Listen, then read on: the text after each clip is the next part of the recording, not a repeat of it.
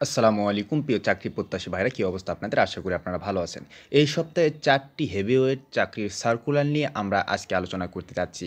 যে ৪টি সার্কুলারে আপনারা চাইলে আবেদন করতে পারেন এবং যদি আপনি এই ৪টি সার্কুলারে আবেদন করেন তাহলে আপনার জব হওয়ার পসিবিলিটি অনেক বেশি থাকবে। কারণ অনেক পদে এই ৪টি সার্কুলারে আপনার সার্কুলার প্রকাশিত হয়েছে। জনসংখ্যা অনেক বেশি, অর্থাৎ জনবল নিয়োগ দেওয়া হবে অনেক পরিমাণে, বেশি পরিমাণে।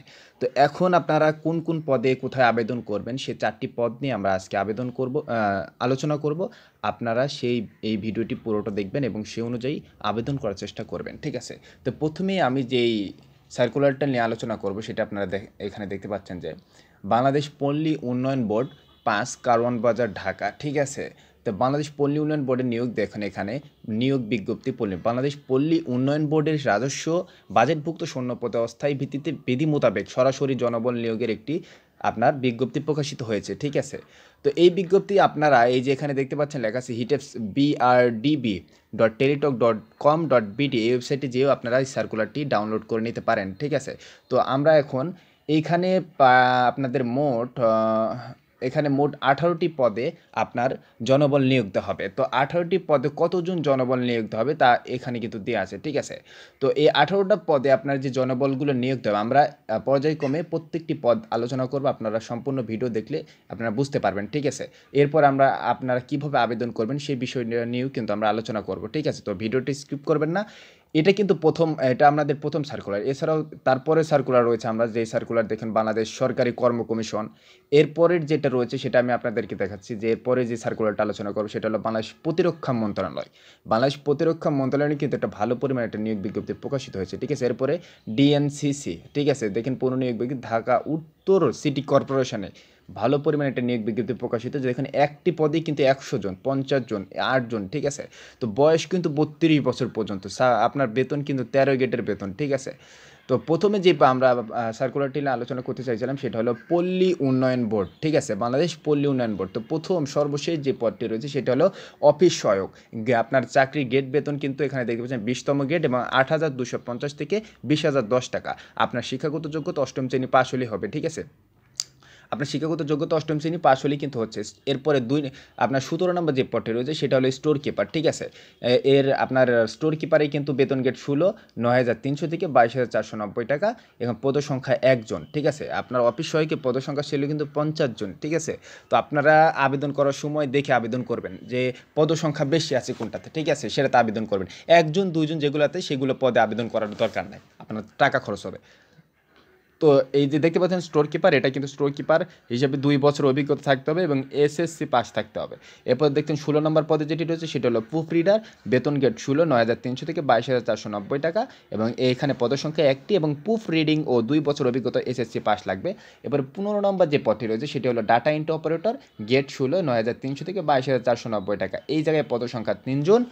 আপনার যে শিক্ষাগত যোগ্যতা লাগবে সেটা হলো কোনো স্বীকৃত বোর্ড হতে উচ্চ মাধ্যমিক সার্টিফিকেট বা সমমানের পরীক্ষায় উত্তীর্ণ, ঠিক আছে? এবং নাম্বার কম্পিউটার মুদ্রাক্ষরে প্রতি মিনিটে বাংলায় 20 শব্দ, ইংরেজিতে 20 শব্দের গতিসহ সংশ্লিষ্ট বিশেষ স্ট্যান্ডার্ড অ্যাটিটিউড স্টেটে আপনার উত্তীর্ণ হতে হবে, ঠিক আছে?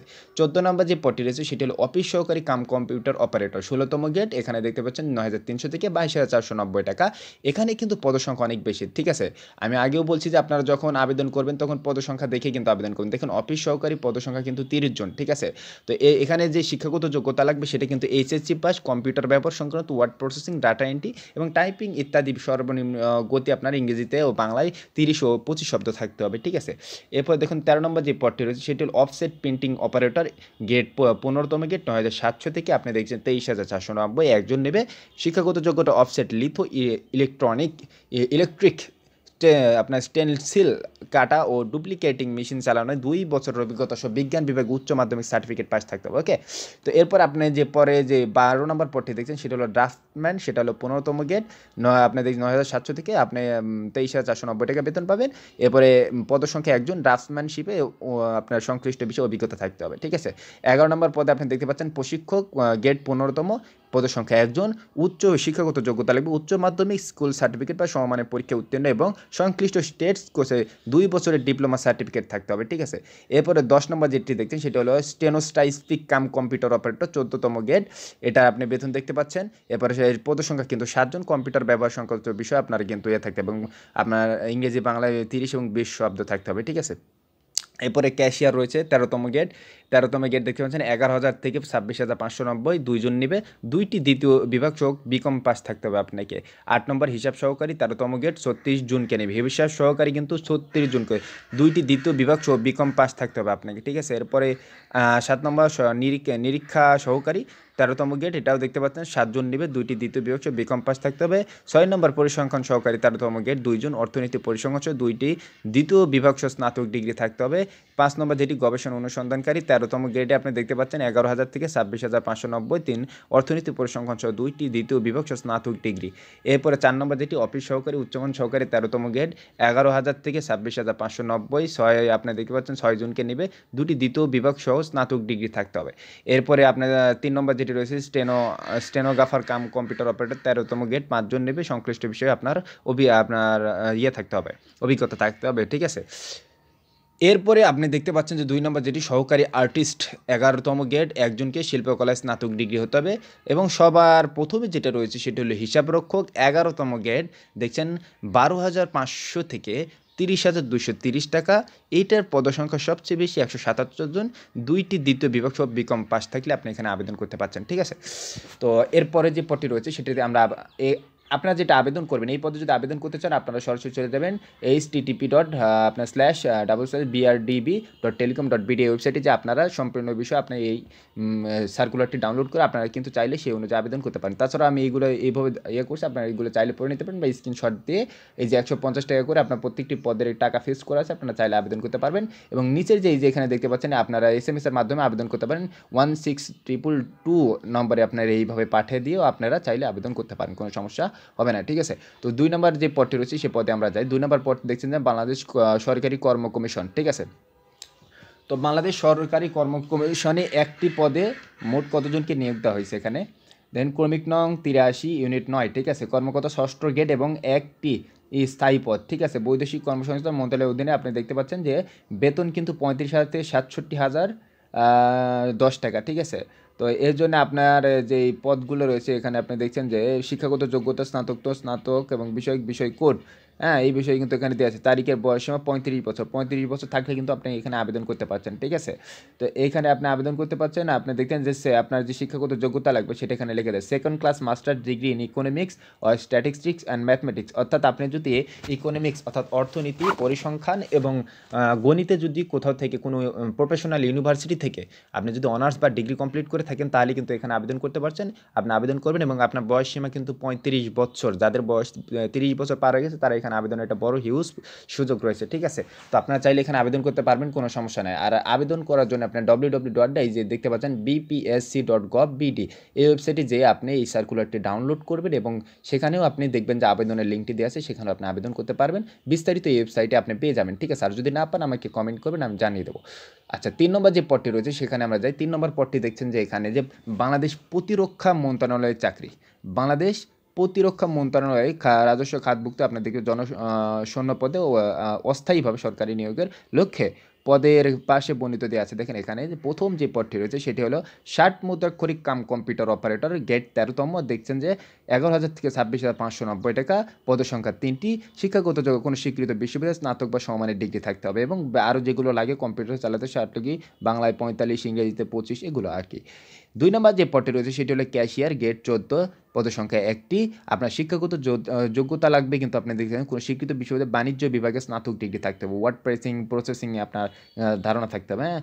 এরপরে রয়েছে 3 নম্বর লাইব্রেরি অ্যাসিস্ট্যান্ট, একজনকে নেবে, কোনো স্বীকৃত বোর্ড হতে অন্যতম দ্বিতীয় উচ্চ মাধ্যমিক 5 থেকে কিন্তু এখানে আবেদন করতে পারছেন, ঠিক আছে। এরপরে 4 নম্বর যে পদ অফিস সহকারী কাম কম্পিউটার 5 জনকে নেবে, কোনো স্বীকৃত বোর্ড হতে উচ্চ মাধ্যমিক বা সমমানের পরীক্ষা উত্তীর্ণ হতে হবে, ঠিক আছে, এবং কম্পিউটার প্রশিক্ষণপ্রাপ্ত থাকতে হবে। 5 নম্বর যে পদ হিসাব, আপনার দেখছেন দেখছেন হিসাব কোষের জন্য, যেটা অফিস সহকারী কাম কম্পিউটার হিসাব কোষের 16তম গ্রেড, একজনকে নেবে। কোনো শিক্ষিত বলতে উচ্চ মাধ্যমিক সার্টিফিকেট থাকলে আপনি আবেদন করতে পারছেন। 6 নম্বর যে পদটি রয়েছে সেটি হলো অফিস সহায়ক, ঠিক আছে, গ্রেড কিন্তু 20। এই পদে কিন্তু আবেদন সবচেয়ে বেশি, সেটা হলো 22 জনকে আপনি আবেদন জনসংখ্যা জনবল নিয়োগ দেবে 22 জন, ঠিক আছে, পদ সংখ্যা। কোনো স্বীকৃত বোর্ডেতে মাধ্যমিক স্কুল সার্টিফিকেট পাস থাকলে কিন্তু হচ্ছে এখানে, ঠিক আছে।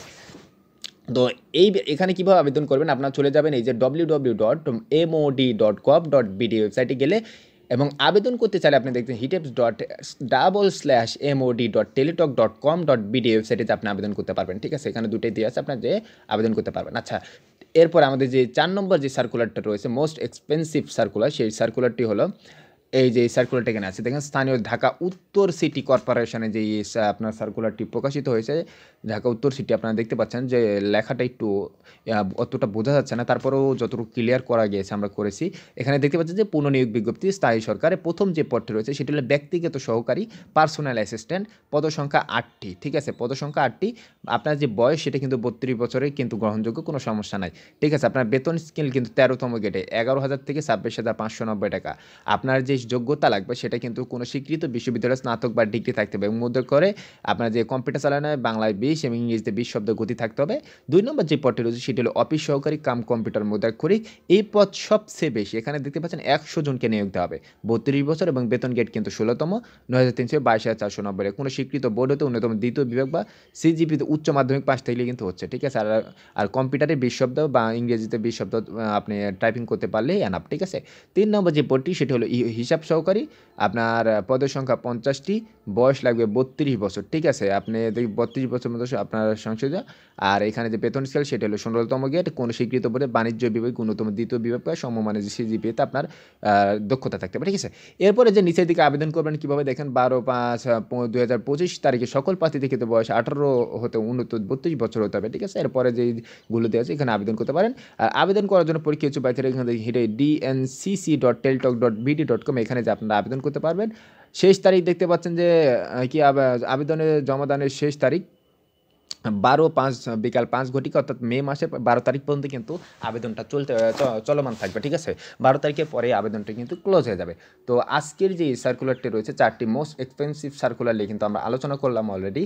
তো এই ধরনের সার্কুলার আমাদের এই দেখতে পাচ্ছেন যে ইউটিউব চ্যানেলে আমরা এই ধরনের হাজার হাজার সার্কুলার কিন্তু আমরা পাবলিশ করে থাকি, যেগুলো সার্কুলার কিন্তু আমরা সবার আগেই কালেক্ট করে থাকি। আপনারা আমাদের এই যে চ্যানেলটি রয়েছে সেটা অবশ্যই সাবস্ক্রাইব করবেন, সাবস্ক্রাইব করে বেল আইকনটা আপনারা কী করবেন, অন করে দেবেন, ঠিক আছে।